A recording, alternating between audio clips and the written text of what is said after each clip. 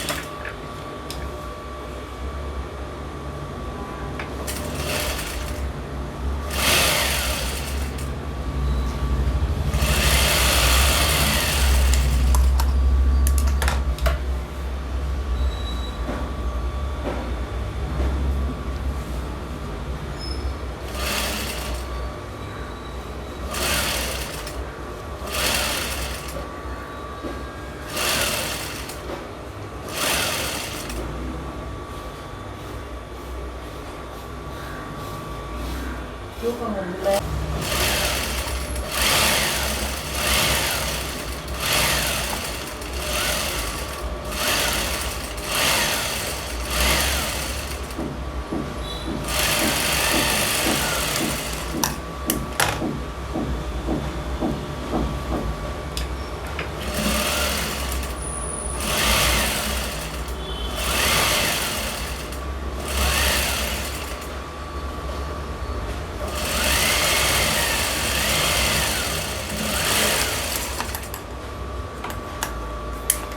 அந்த சைடெல்லாம் ஏன் மடித்து தைச்சிருக்கேன் அப்படின்னா குத்தாமல் இருக்கிறதுக்கு. இல்லைனா வந்து ரொம்ப குத்தும், நமக்கு எப்படா இந்த ப்ளவுஸை கழட்டணும் அப்படின்ற மாதிரி ஒரு ஃபீல் ஆகிடும். அதனால நான் வந்து சுற்றி மடித்து அடிச்சிட்டேன். நம்ம என்ன தான் வந்து ஓவர்லாக் போட்டாலும் துணியை வந்து இந்த மாதிரி மடிச்சடிக்கலை அப்படின்னா உள்ளே குத்திகிட்டே இருக்கும், இரிட்டேஷனாகவே இருக்கும். அதனால் முடிஞ்சளவு நீங்கள் இந்த மாதிரி தச்சு போட்டிங்கன்னா உங்களுக்கு கம்ஃபர்டபுளாக இருக்கும். இப்போ யாருமே சாரீ கட்டுறது வந்து எதுக்கு கட்ட மாட்டேங்கிறாங்கன்னா, இந்த மாதிரி குத்துறது, அன்கம்ஃபர்டபுளாக இருக்கிறது. சாரீ நல்லா ப்ரீப்ளீட்டிங் பண்ணி அயன் பண்ணி பாக்ஸ் ஃபோல்டிங் பண்ணி எடுத்துகிட்டு போயிட்டிங்கன்னா எங்கேயுமே ஈஸியாக கட்டலாம், உங்களுக்கு கட்டியிருக்கதே தெரியாது. சாரீ கட்டுறதுக்கு கஷ்டமாக இருக்குது அப்படின்னா அந்த மாதிரி இது பண்ணுங்கள். ப்ளவுஸ் வந்து குத்துது அப்படின்னா இந்த மாதிரி தச்சு போடுங்க. இப்போ மோஸ்ட்லி வந்து இந்த மாதிரி தான் குத்துற மாதிரி தான் இருக்குது. வர்ற எல்லா மெட்டீரியலுமே குத்துது. ஜிகு ஜிகுன்னு லைட்டாக ஒரு கிளிட்டர் இருந்தாலே அது வந்து குத்த ஆரம்பிச்சிருது. குத்துனா சுத்தமாக இப்போ யாரும் போடுறதில்ல. ஸோ இதில் வந்து நம்ம இதுக்கு மேலே ஏதாவது நீங்கள் பார்டர் வைக்கிறேன்னா வச்சுக்கலாம், இல்லை வேண்டாம் அப்படின்னா நோ ப்ராப்ளம். இதை நீங்கள் இப்படியே வந்து போடலாம். இதை சுற்றி வந்து நீங்கள் லேஸ் வச்சு தைக்கிறேன்னா தைச்சிக்கலாம்.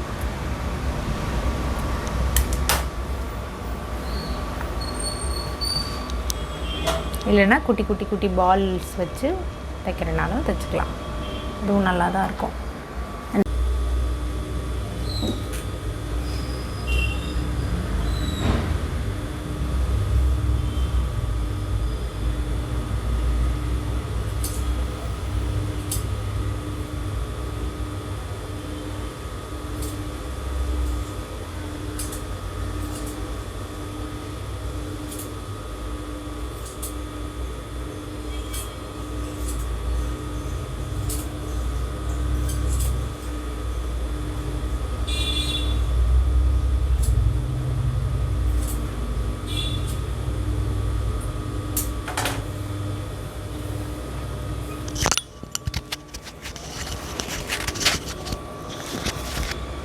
கிராஸ் பீஸ் வந்து எந்த அளவு, அதாவது அந்த கழுத்து சுற்றி எந்த அளவு வருதுன்னு பார்த்துட்டு எடுத்துகிட்டு கிராஸ் பீஸை ஒரு பக்கம் மடித்து தைச்சிட்டு இந்த மாதிரி பாலாக வச்சு ஒரு பக்கம் தைச்சி வச்சுருக்கேன். அதை வந்து இதை மடித்து திருப்பி தைக்கிறோம். இது மடித்து தைச்சிட்டு அதில் வந்து வச்சிடணும்.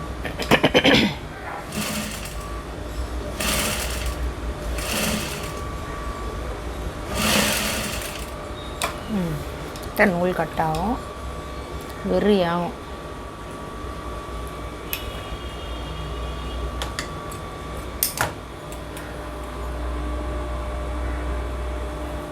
சங்கத்தில் பாடாத பெண்கள் அங்கத்தில்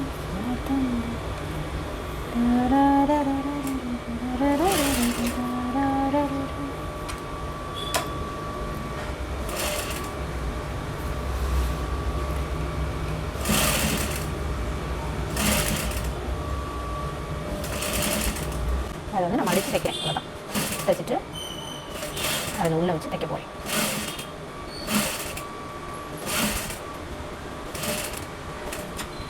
சும்மா போய் வச்சு தைக்கிறனாலும் தைக்கலாம். நல்லா இருக்கும். இந்த மாதிரி இருக்குது. கிராஸ் பீஸில் வச்சு தைச்சதுனால வளைவு கொடுக்கும். கழுத்துங்க கழுத்தது இருக்கா. இப்போ கழுத்தில்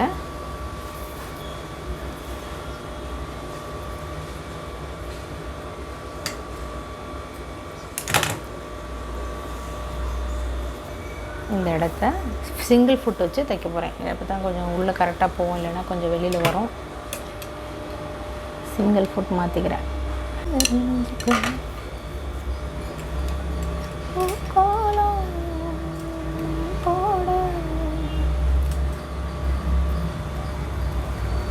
இப்போ இதை வந்து இதில் நல்ல பக்கம் கெட்ட பக்கம் இருக்குல்ல, இது வந்து நல்ல ஃபினிஷிங்காக இருக்குது. இந்த பக்கம் வந்து கொஞ்சம் கொச கொசன் இருக்குது. அதை வந்து இப்படி வச்சுக்கோங்க. எட்ஜை கொண்டு போய் அந்த இடத்துல வச்சுட்டு ப்ளேஸ் பண்ணிவிட்டு தையல் போடலாம்.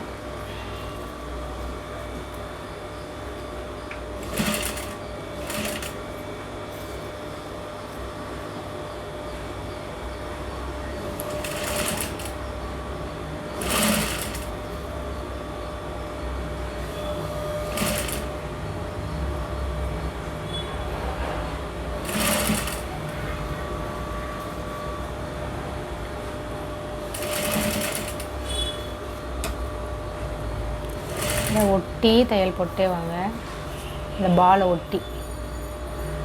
இல்லைன்னா நம்ம அந்த நூல் சுற்றி இருக்கிறது வந்து கொஞ்சம் தெரியும். அதனால் அப்படி தூக்கி தூக்கி வச்சு தையும்.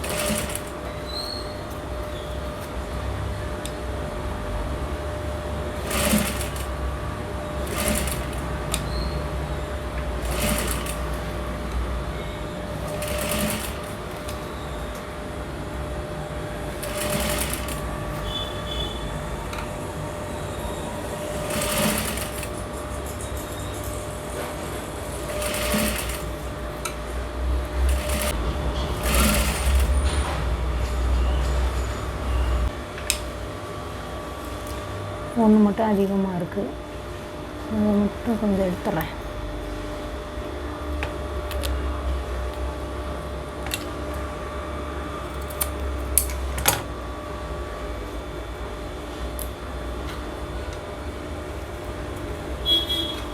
கரெக்டாக இருக்கா?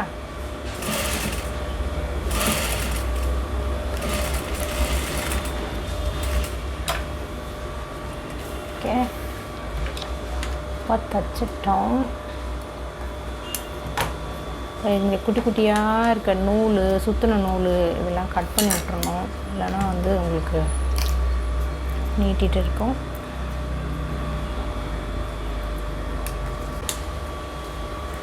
இப்போ பேக் சைடு வந்து இந்த மாதிரி இருக்கும், இல்லைன்னா பேக் சைடு வந்து உங்களுக்கு கன்றாவியாக இருக்கும். ஸோ அதுக்காகத்தான் இப்படி தைக்க சொன்னேன்.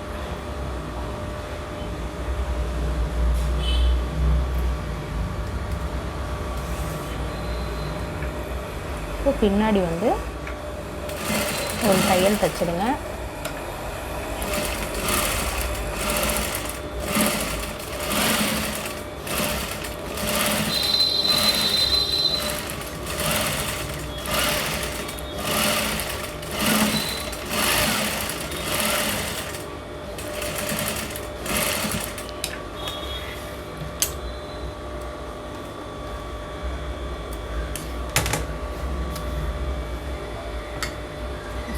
இந்த மாதிரி அடித்துட்டிங்கன்னா முன்னாடியும் நல்லாயிருக்கும், பின்னாடியும் பார்க்க கொஞ்சம் நல்லாயிருக்கும்.